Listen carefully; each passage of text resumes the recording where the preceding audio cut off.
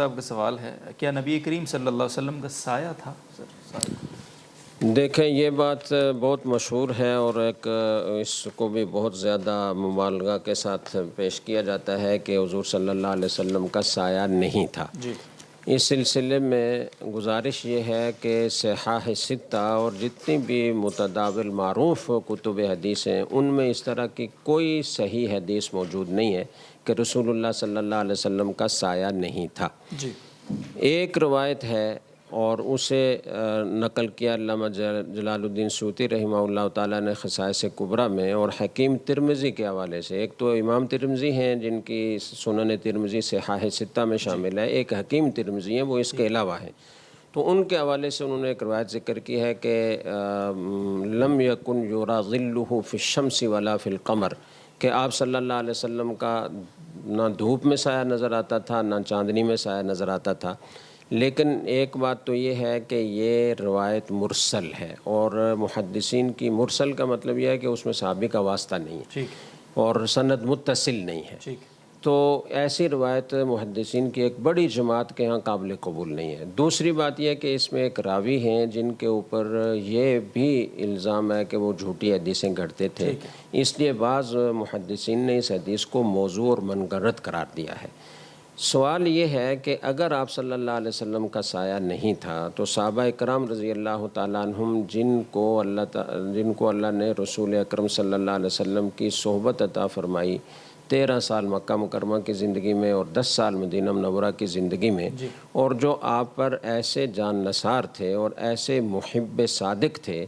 کہ وہ آپ صلی اللہ علیہ وسلم کے ایک ایک قول کو، بلکہ ایک ایک حرکت اور سکون کو، ایک ایک ادا کو، آپ کے ایک ایک خد و خال کو محفوظ کر رہے تھے اور آگے امت تک انہوں نے پہنچایا۔ آپ کا چہرہ کیسا تھا، آپ کی آنکھیں کیسی تھی، ان کا رنگ کیسا تھا، آپ کے ہونٹ کیسے تھے، آپ کے بال کیسے تھے، آپ کی داڑھی کیسی تھی، ایک ایک چیز کو محفوظ کیا۔ تو اگر دھوپ میں رسول اکرم صلی اللہ علیہ وسلم کا سایہ نہ ہوتا تو جو صحابہ اکرام زندگی بھر ساتھ رہے، سفر میں، حضر میں، اور سینکڑوں ہزاروں بار دھوپ میں جانے کا بھی موقع آیا،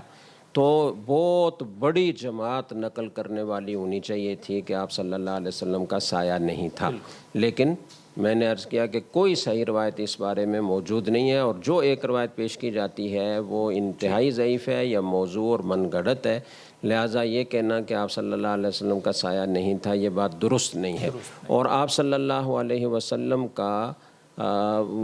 جو مقام ہے اور آپ کی جو شان ہے وہ اس پر موقوف نہیں ہے کہ آپ کا سایہ نہ ہو۔ اللہ تعالیٰ نے رسول اکرم صلی اللہ علیہ وسلم کو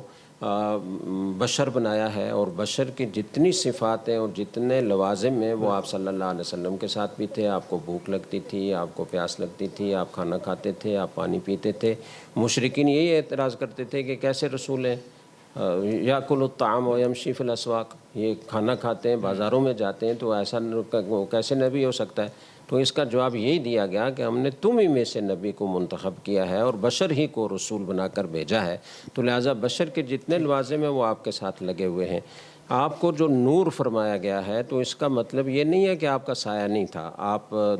دھوپ میں تھے تو دھوپ بھی ایک نور ہے اور آپ بھی ایک نور ہیں، لہٰذا سایہ نہیں ہے، یہ کہنا ٹھیک نہیں ہے۔ اس لیے کہ ہجرت کے سفر میں صحیح حدیثیں بہت ساری ایسی ہیں کہ جن سے یہ معلوم ہوتا ہے کہ آپ کا سایہ تھا اور آپ کو دھوپ لگتی تھی۔ ہجرت کا سفر کر کے جب آپ تشریف لائے تو صحیح حدیث میں موجود ہے، ابو داؤد کی روایت ہے، اور اس میں یہ ہے کہ آپ جب وہاں پہنچے تو آپ بیٹھ گئے